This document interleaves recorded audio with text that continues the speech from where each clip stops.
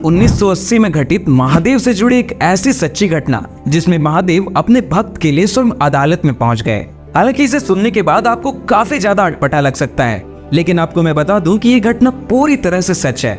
यह घटना साल 1980 की है, जब वृंदावन में एक संत रहा करता था। वो जो संत था वो प्रतिदिन भगवान शिव के मंदिर तो जाता था, लेकिन मंदिर के बाहर जो मिट्टी होती है उसे तिलक के रूप में अपने माथे पर लगाकर वापस लौट आता था। और वह कभी भी मंदिर के अंदर जाकर शिवलिंग की पूजा नहीं करता था।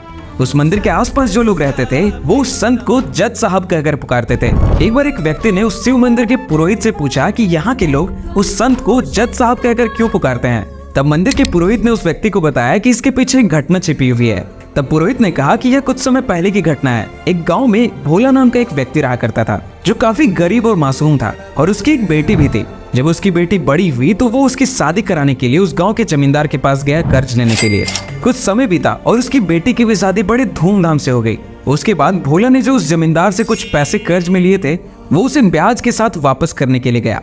तब जमींदार ने उसे कागज दिया जिसमें लिखा था कि भोला ने मुझे सारे पैसे चुका दिए हैं और वो भी ब्याज के साथ। तब उस जमींदार ने भोला से कहा, ये जो तुम कागज देख रहे हो इसे तुम काफी अच्छे से पढ़ लो। जैसे नहीं होता है दस्तावेजों में कि read all related documents carefully, वैसे उस जमींदार ने उस भोला को कहा कि इस कागज में जितने भी टर्म एंड कंडीशन है या फिर जो भी मैंने लिखा है उसे साफ साफ पढ़ लो। तब भोला ने कहा कि जो भी हो वो मेरे भोलेनाथ जाने, मेरा क्या इसमें। और वो व्यक्ति भोला इतना ज्यादा भोला था कि उसने जब जमींदार से कहा कि ये सब तो भोलेनाथ के ऊपर मैं छोड़ रहा हूँ, तो उस जमींदार के मन में लालच आ गया और उसने धोखे से उस कागज को बदल दिया। अब चूंकि जमींदार ने धोखे से उस कागज को बदल ही लिया था, तो कुछ समय के बाद उसने भोला के ऊपर अदालत में जाकर केस दर्ज करवा दिया कि भोला ने मेरे कर्ज लिए हुए पैसे अभी तक वापस नहीं किए हैं।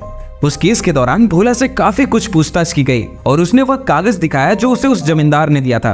और उस कागज में ये साफ साफ लिखा था कि भोला ने अब तक 1 रुपए भी कर्ज के नहीं चुकाए हैं। ये सुनते ही भोला ने कहा कि मैंने तो सारे ही पैसे लौटा दिए हैं। तब उस जज ने भोला से पूछा कि जब आपने जमींदार को पैसे लौटाए तो आपके आसपास कौन था। तब भोला ने कहा कि जब मैंने जमींदार को पैसे लौटाए थे उस वक्त मेरे आसपास कोई और तो नहीं था, लेकिन मेरे भोलेनाथ थे। तब अदालत ने भोलेनाथ को ही अदालत में पेशी के लिए चिट्ठी भिजवा दी। फिर अगली सुनवाई में अदालत में एक बूढ़ा आदमी पहुंचा जिसके गले में रुद्राक्ष की माला थी। अदालत में जाकर उस बूढ़े आदमी ने गवाही दिया कि भोला पूरी तरह से बेकसूर है।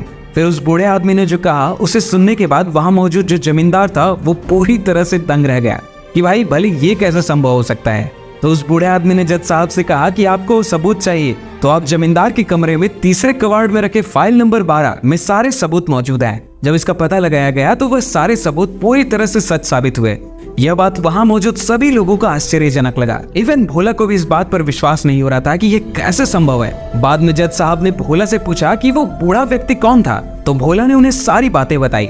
जिस सच्चाई को जानकर वो जज पूरी तरह से हैरान हो गया और वो जज पछतावा करने लगा कि मेरे सामने स्वयं भोलेनाथ थे और मैं इस तरह से बार बार उनसे सवाल जवाब करता रहा। अब जज को रिग्रेट फील हो रहा था और बोल रहा था कि यहाँ तक कि मैं उनके सामने अपनी कुर्सी में जमकर बैठा रहा। इसी सच्चाई को जानने के बाद वो जो जज था वो पूरी तरह से पछतावे में आकर संत का जीवन व्यतीत करने लगा। और यही रीजन है कि जो आसपास के गांव वाले हैं वो उस संत को जज साहब कहकर पुकारते हैं। और दोस्तों, आपको इस बात पर यकीन हो या ना हो, लेकिन महादेव हमेशा हमारे आसपास ही रहते हैं और वे हमेशा अपने भक्तों के कष्टों को हरने के लिए दौड़े चले आते हैं।